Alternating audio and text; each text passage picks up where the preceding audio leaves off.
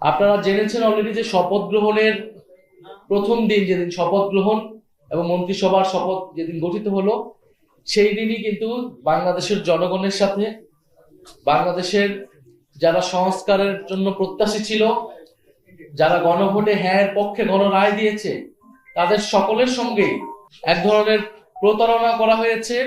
সংবিধান সংস্কার পরিষদের সদস্য হিসেবে সরকারি দল তারা শপথ গ্রহণ না করে কিন্তু একটি ভুল ব্যাখ্যা দেওয়ার মাধ্যমে, সংবিধানের দোহাই দেওয়ার মাধ্যমে সংবিধান সংস্কার পরিষদের সদস্য থেকে শপথ না নেওয়া থেকে তারা নেননি, তারা বিরত থেকেছেন। আমরা মনে করি এটি সংস্কারের সাথে প্রতারণা করা হয়েছে, এটি নতুন বাংলাদেশের যে আকাঙ্ক্ষা, সেই আকাঙ্ক্ষার সাথে প্রতারণা করা হয়েছে এবং যে গণরায় এসেছে গণভোটে, সেই গণরায়কে বৃদ্ধাঙ্গুলি দেওয়া হয়েছে।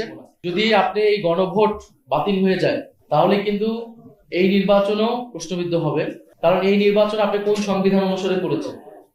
এই নির্বাচন তো সংবিধান অনুসারে এই সময় নির্বাচন হওয়ার কথা না, অন্তর্বর্তী সরকার হওয়ার কথা না, গণভোট কোনো কিছুই হওয়ার কথা না। বিদ্যমান সংবিধান তো আগের সংবিধান, এই সংবিধান অনুযায়ী আগের সরকার বহাল থাকার কথা। ফলে এই সবকিছুর বৈধতা একমাত্র হচ্ছে জুলাই গণ অভ্যুত্থান। কারণ জুলাই গণ অভ্যুত্থানের জনগণের সার্বভৌম অভিপ্রায় রাজপথে আমরা দেখেছি।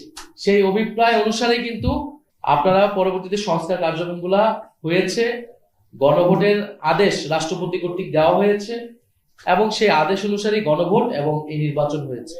ফলে যদি গণভোট বাতিল হয়ে যায়, ফলে এই পুরা এই সময় সরকারেরও বৈধতা থাকবে না।